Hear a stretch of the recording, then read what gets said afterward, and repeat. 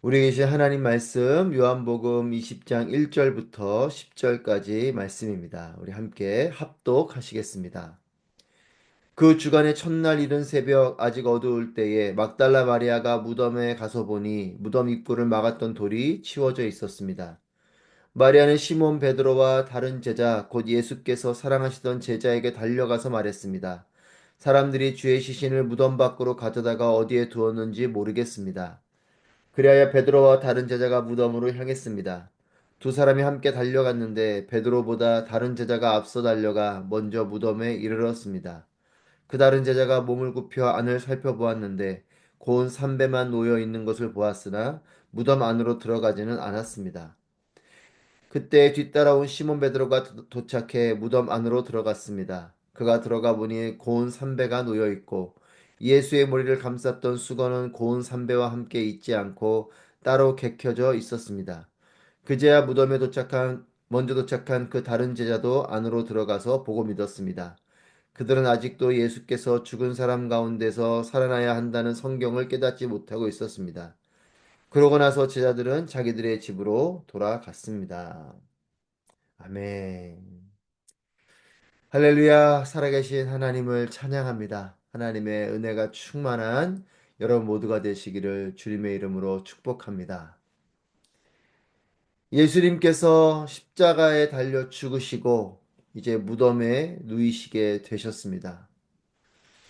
당시의 무덤은 동굴 속에 시신을 안치하고 큰 돌을 굴려서 입구를 막아두는 이런 형태의 무덤이었습니다. 금요일 해 지기 전에 예수님께서는 숨을 거두시고 그리고 이제 금요일 저녁 토요일 또 해질 때까지가 이제 안식일인데 그 안식일을 보내게 되고 그리고 이제 이 안식일을 마치고 그 토요일 밤을 보내고 그 다음에 일요일 아침 즉 이제 안식일 마치고 해가 뜨기 전 아직 어둠이 가시지 않은 이런 새벽 미명에 막달라 마리아가 무덤에 가게 됩니다. 마가복음 16장 1절에 보면 막달라 마리아뿐만 아니라 막달라 마리아 또 야고보 어머니 마리아 그 살로메가 안식일이 지나서 예수님 시신에 향품을 바르려고 미리 향품을 사두었다라고 기록하고 있습니다. 그러니까 일요일 날 아침이 되면 무덤으로 가서 예수님의 시신에 향품을 바르려고 했었던 것이죠. 그러니까 새벽을 기다리고 있었던 이런 여인들이 마가복음 16장 1절에는 기록되어져 있습니다. 요한복음 막달라 마리아만 기록되어 있지만 누가 마가복음을 보면 여인들이 있었습니다. 이 막달라 마리아는 어떤 여인이냐면 마가복음 16장 9절 또 누가복음 8장 2절에 보면 일곱 그 귀신을 쫓아내 주신 이 여인이 바로 이 막달라 마리아입니다. 예수님께서 그 귀신을 내어 쫓아주셨죠. 은혜를 입은 여인이고 이 은혜를 예수님을 향한 사랑으로 갚은 여인이 바로 이 막달라 마리아입니다. 새벽 어둠을 뚫고 가며 마리아는 걱정을 했습니다. 누가 돌을 굴려주어야 할 텐데 그래야 들어가서 향품을 바를 것이지 않겠습니까? 하지만 이 돌문, 이 돌문은 여인이 굴릴 수 있는 돌이 아닙니다. 남성 장정 몇이 굴려야 움직일 수 있는 돌이기 때문에 이 그 어두운 새벽 미명에 누가 그것을 굴려줄까 싶고 또 그 입구를 지키고 있는 자들도 있는데 이것을 어떻게 굴릴까 걱정하는 마음으로 하지만 그래도 예수님을 사랑하는 마음으로 그 무덤으로 가고 있습니다. 그리고 그 무덤에 도착을 했는데 아이러니한 것은 자신은 걱정하며 왔지만 정작 그 돌문은 열려 있었던 것이죠. 자신의 바람대로 됐습니다. 누가 이 돌을 굴려줘야 할 텐데 하면서 왔는데 정작 도착했더니 돌문이 굴려져서 열려져. 그런데 참 흥미로운 건 이 막달라 마리아는 자신이 원하는 대로 문이 열려 있습니다. 하지만 이 문이 열려 있는 것을 보고 좋아하는 것이 아니라 오히려 놀라고 되려 걱정을 합니다.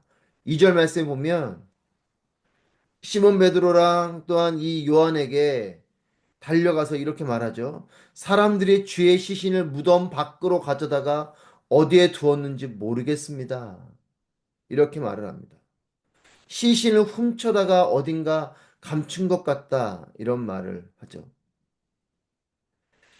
하나님의 일이 펼쳐지면 때로 이렇게 반응할 때가 있습니다.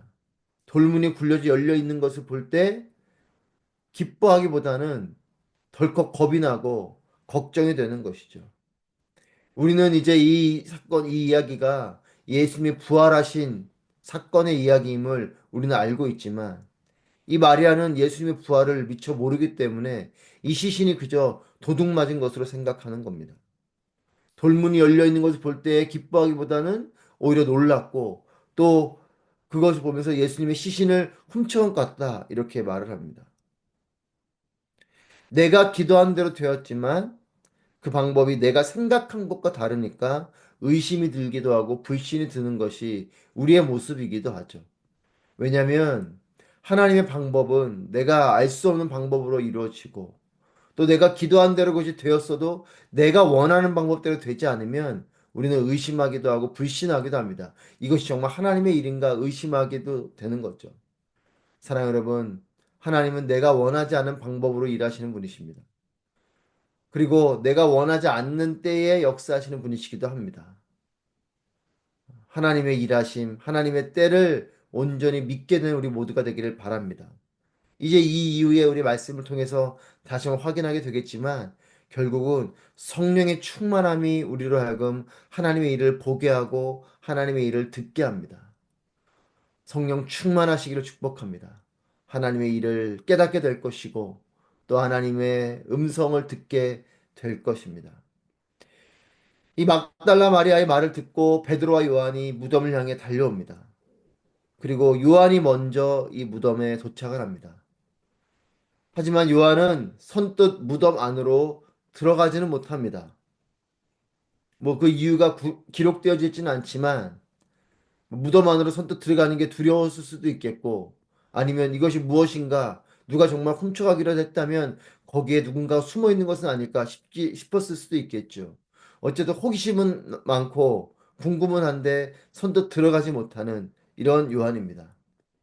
하지만 반면에 베드로는 요한보다 뒤늦게 도착하지만 한 걸음에 무덤 안으로 들어갑니다. 비어있는 무덤에 대한 반응이 두 제자가 다릅니다. 성격에 따라 다른 것이죠. 요한은 세심하고 베드로는 용감합니다. 하나님은 요한의 이런 세심한 성격도 사용하시고 베드로의 용감한 성격도 사용하십니다. 무덤 밖에 서서 안을 신중하고 세심하게 들여다보는 요한의 이와 같은 성격이 요한복음과 또한 요한계시록을 기록하게 되죠. 그 세심함으로 예수님이 어떤 분이셨는지를 요한은 더 꼼꼼하게 관찰했고 또한 기억하는 대로 그것을 기록하고 있는 것이 요한복음이고 또한 계시록을 통해서 하나님께서 보여주신 그 일들을 하나하나 잘 기록해두는 그런 부분에서 요한의 세심함이 신중함이 발휘되고 있습니다. 반면에 베드로의 이런 과감성 있는 행동은 때로는 그것이 너무나 성급한 모습으로 나타나기도 하지만 오늘 본문처럼 뭔가 어떤 일 앞에는 한 걸음에 뛰어 들어가는 그런 모습이 또한 베드로의 모습이기도 하고 그런 모습을 또 하나님께서 사용하시기도 합니다. 오늘 본문에서도 보면 베드로가 그렇게 안으로 들어가 보았을 때에 그 무덤 안으로 들어가야지만 볼 수 있었던 이 머리를 감쌌던 수건과 몸을 감싸고 있던 이 고운 담배가 따로 떨어져 있는 것을 발견하게 되죠. 이것을 통해서 예수님의 몸만 빠져나간 것임을 알 수 있습니다. 정황상 시신이 도둑 맞은 것이 아니라 몸만 빠져나간 것을 알 수 있고 이 무덤 안으로 들어가 온 이제 요한도 예수님의 몸이 사라졌다는 것을 믿게 됩니다. 그러니까 시신은 도둑 맞았다면 그대로 아마 들고 갔을 텐데 이 세마포 감쌌던 세마포가 머리를 감쌌던 것과 머리를 덮고 있었던 것과 몸을 감싸 있었던 것이 구분되어 있는 것을 볼 때에 이것은 그 안에 있는 몸만 빠져나간 것을 그 정황을 보면 알 수 있게 되는 거죠. 하지만 단지 이 몸이 빠져나간 것은 알겠는데 이 몸이 어떻게 빠져나가고 사라지게 됐는지 봅니다. 그래서 9절 말씀 보면 그들은 아직도 예수께서 죽은 사람 가운데서 살아나야 한다는 성경을 깨닫지 못하고 있었습니다. 그러니까 예수님께서 제자들에게 부활에 대해서 다시 살아나실 것에 대해서 3일 만에 그 성전이 세워질 것을 또 비유적으로 말씀하시면서 예수님은 부활하실 것을 말씀하셨지만 제자들은 그걸 미처 깨닫지 못하고 있었고 지금 이런 부활의 현장을 보고 있으면서도 전혀 예수님이 이전에 하셨던 말씀을 기억해내지 못하고 그저 시신이 사라졌다라는 정황만 알고 이것이 도둑을 맞은 것인지 어떻게 사라진 것인지 이들은 의아해하며 있습니다. 아마 예수님의 부활을 믿지 못하고 몸만 그냥 빠져나간 것으로 생각했던 것으로 보여지고 이런 부활에 대한 믿음은 이제 후에 구절에서도 성령 아직 성결 깨닫지 못했다고 말하고 있고 결국 이 예수님에 대한 이 부활에 대한 믿음은 예수님께서 부활하시고 나서 제자들을 만나시고 후에 숨을 내뱉으시면서 성령을 받으라 이렇게 말씀하시죠. 그리고 오순절 사건을 통해서 성령이 임재하시는 이 성령 임재 사건을 통해서 이제 이들은 진정한 믿음을 품게 되고 십자가 부활을 온전히 알고 믿게 되었습니다. 즉 성령께서 임하심으로 이들에게 그 믿음을 갖게 하시고 그 믿음으로 이제는 이들이 알게 되는 거죠. 그렇게 성령 충만해진 성령으로 인해서 깨달았게 되고 믿게 된 그 제자들이 후에 이제 복음서를 기록하게 되는 것이죠. 오늘 본문을 보면 여인들 또 제자들은 예수님의 십자가 죽음 이후에 가장 어두운 밤을 보냈을 것입니다. 그리고 이제 안식 후 그 첫날인 일요일 아침에 이 여인들이 무덤을 향해 달려왔고 결국 돌문이 굴려져 있고 사라진 이 예수님 앞에 제자들이 달려와 보게 됩니다. 어두운 밤을 보냈던 이들, 이제 예수님이 십자가를 죽으시고 절망 가운데 그저 이제 예수님의 죽음을 받아들이고 그 시신이라도 닦아드릴 마음으로 왔던 이 여인들이지만 이들은 예수님의 시신을 만나지 못합니다. 죽으심을 받아들이는 마음이었고 시신에 닦아드리고 향품을 가지고 새벽에 왔던 이들이지만 이들이 맞이한 아침은 오히려 더욱더 혼란스러움을 가져오는 아침이었습니다. 죽음을 받아들이고 또 죽은 시신의 향품이라도 바를 마음으로 왔던 자들에게 시신을 만났다면 이들은 그냥 자신들이 받아들인 그 마음속에 향품으로 시신을 닦아드리며 슬퍼하는 정도로 이들은 이 아침 맞이했을 것이지만 오히려 시신이 없어졌기 때문에 이들은 더욱더 혼란에 빠집니다. 어두운 밤을 통과해온 이들이 시신이 사라진 것을 보고 더욱더 혼란함에 빠지는, 더욱더 두려움에 빠지는 이런 상황 가운데 있는 거죠. 그러나 믿음이 아직 없고 하나님의 뜻을 다 알 수 없고 내가 생각한 대로 되지 않았을 뿐이지 이 아침은 영광스러운 아침이죠.